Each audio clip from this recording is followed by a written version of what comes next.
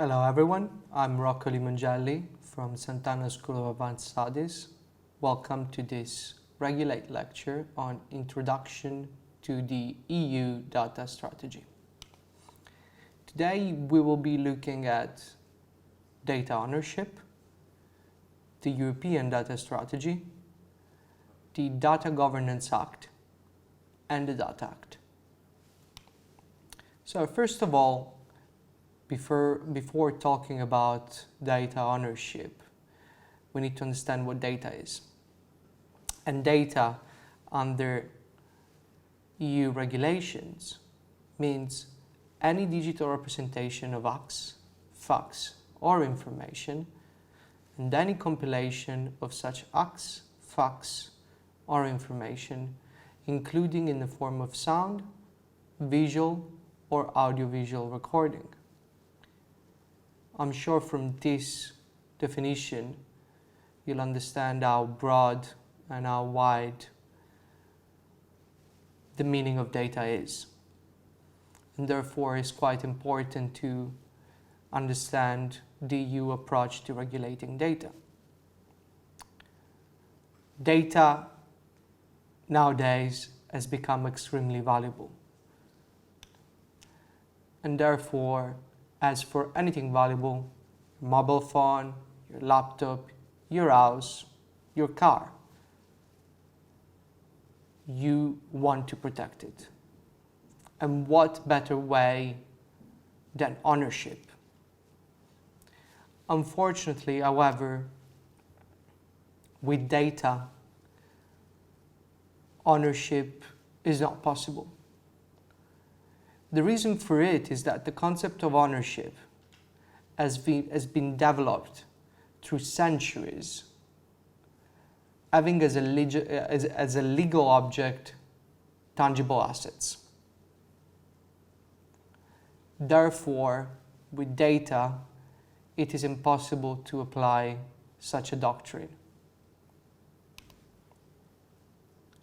The European Data Strategy aims to provide clarity on data ownership through legislative initiatives like the Data Governance Act and the Data Act, which we will discuss briefly in a second. In doing so, the European Union has moved towards the concept of data management rather than ownership. Management being the expression of access, control, portability, and erasure. So let's take a closer look to the European Data Strategy. The overreaching vision and objectives of the strategy are, first, to establish a single market for data. And what does that mean? What is a single market for data in the European Union? Well, it means the creation of a space where data can flow freely across all EU member states, across sectors and businesses, with non-discriminatory access rules. The aim is to break down data silos, encourage the sharing and reuse, and ensure data availability. This will enable the EU to fully leverage the potential of the vast amounts of data generated every day in the European Union. And the final aim is to drive innovation, economic growth, and societal progress. The second objective, as you can see here, is for the EU to become a global leader in the data-driven society. In fact, the European Union does not just aim to keep pace with the global data revolution, but to take a leading role in it by fostering innovation, investing in infrastructure, and nurturing skill and capabilities, as we're doing today with this series of lectures, the EU plans to take a leading position in the data revolution. And the third objective is to ensure the protection of data and uphold privacy rights by creating rules for the access, control, and use of data. The vision emphasizes that the EU data economy must be built on foundation of trust, respect for privacy, and strong data protection.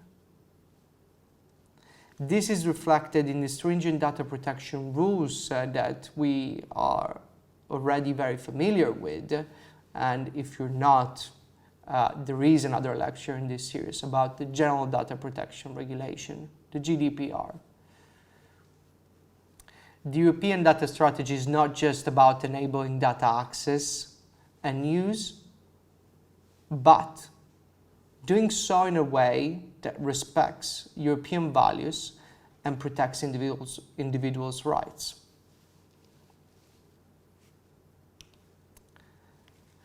And the way that the European Union wants to achieve this is through two pillars, as I like to call them, which are two pieces of legislation: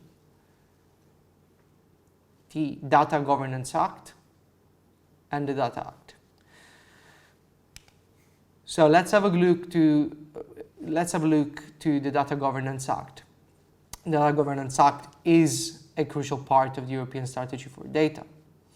It aims to bolster trust in data sharing, fortify mechanisms to boost data availability, and address technical challenges related to the reuse of data. The Act was published in the official journal of the European Union in June 2022. And depending on when you're watching this lecture, it might be already in force. It is in force from September 2023 or since September 2023. Again, depending on when you're watching this lecture.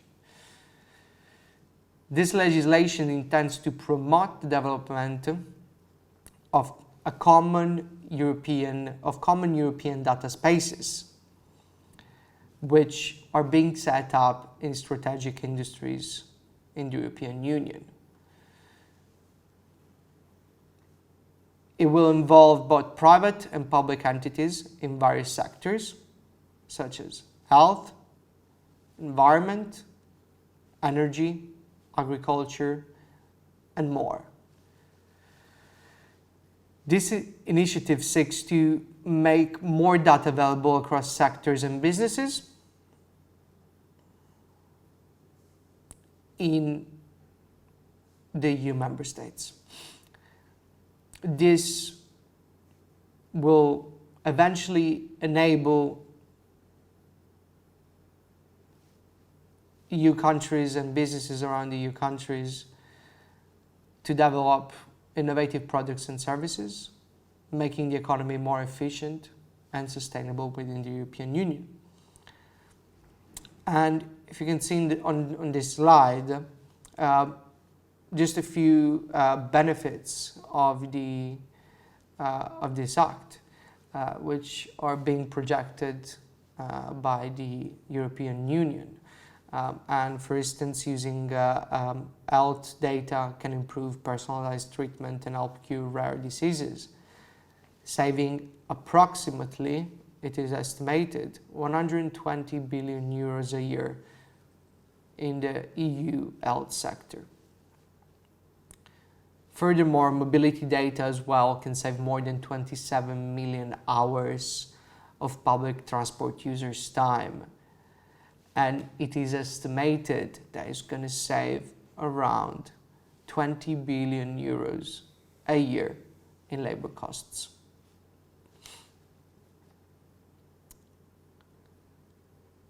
But let's look at the four key measures outlined in the Data Governance Act. And these are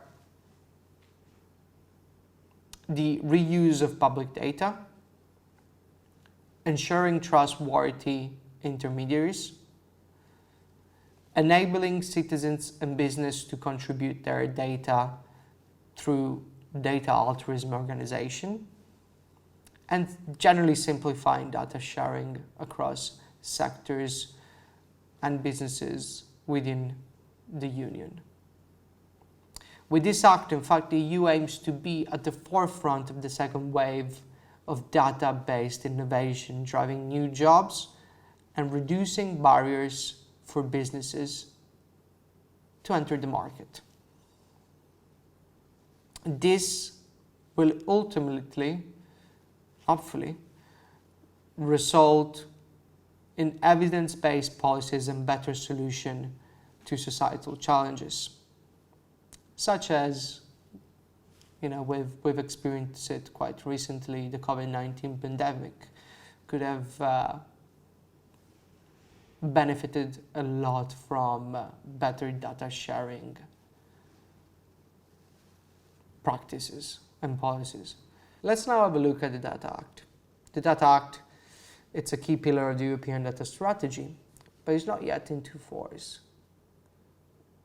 While the Data Governance Act, as I mentioned, is coming into force in September and was published in the official journal of the European Union, the Data Act has reached the stage of a political agreement between the European Parliament and the Council and is yet to be published in the official journal of the European Union.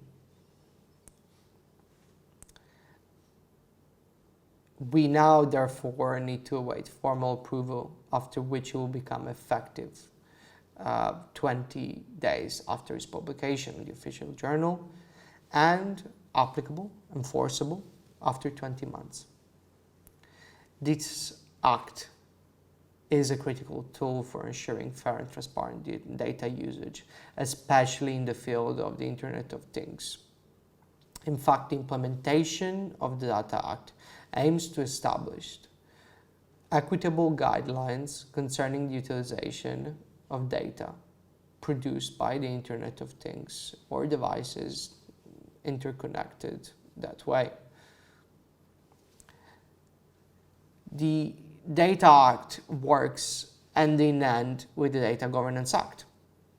While the latter lays out processes and structures to facilitate data sharing, the former defines who can create value from this data under which condition.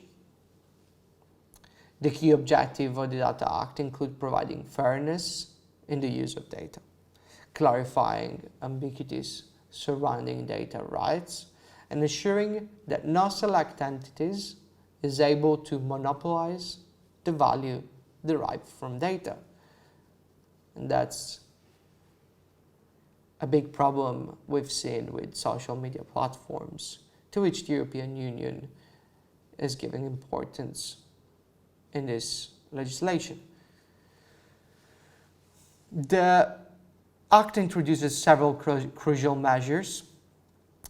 This include increasing legal certainty for companies and consumers generating data, preventing contractual abuses that could hinder fair data sharing, allowing public sector bodies access to privately held data, sometimes necessary for the public interest, and setting rules for seamless switching between different data processing service providers, such as cloud services. It's a big thing in the Act. So this was an overview of the EU data strategy,